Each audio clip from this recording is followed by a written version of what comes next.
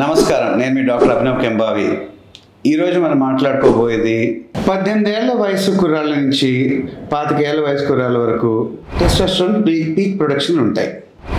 ఇప్పుడు 25 ఏళ్ల తర్వాత వయసు రీత్యా ప్రపంచంలో మ్యాక్సిమం మగవాళ్ళకి హార్మోన్ ప్రొడక్షన్, అదే టెస్టోస్టెరాన్ ప్రొడక్షన్ టెస్టిస్ నుంచి అంటే బీజాల నుంచి తగ్గుతుంది. 30 వయసు తర్వాత సంవత్సరానికి 1% పడుతుందని ఒక లార్జ్ స్కేల్ స్టడీస్లో చేశారు, నార్త్ అమెరికాలో ఇంక యూరోప్లో.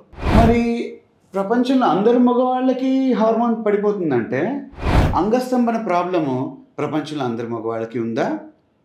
నాట్ నెసెసరీలీ, అంటే లేదు.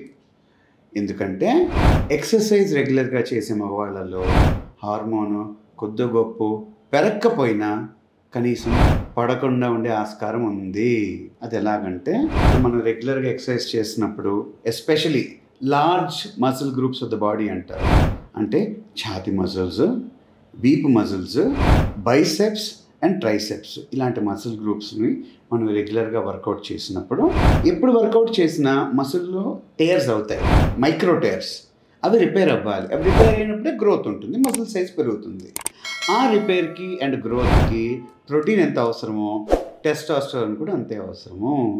సో ఈ మసిల్ మనం రెగ్యులర్గా ఎక్సర్సైజ్ చేసినప్పుడు ప్రొడక్షన్ ఆగిపోయిన టెస్టిస్ నుంచి టెస్టోస్టెరాన్ ప్రొడక్షన్ పెంచమని డిమాండ్ వస్తుంది. దానివల్ల టెస్టోస్టెరాన్ హార్మోన్ కొంతమందిలో పెరుగుతుంది, కొంతమందిలో కనీసం పడకుండా ఉంటుంది. దానివల్ల ఈవెన్చువలీ ఎరెక్టైల్ డిస్ఫంక్షన్ అవి రాకపోయే ఆస్కారాలు ఉంటాయి. సో ఫ్రెండ్స్, ఎక్సర్సైజ్ మొదలు పెట్టండి, చేసే వాళ్ళు కంటిన్యూ చేయండి, హ్యాపీగా ఉండండి.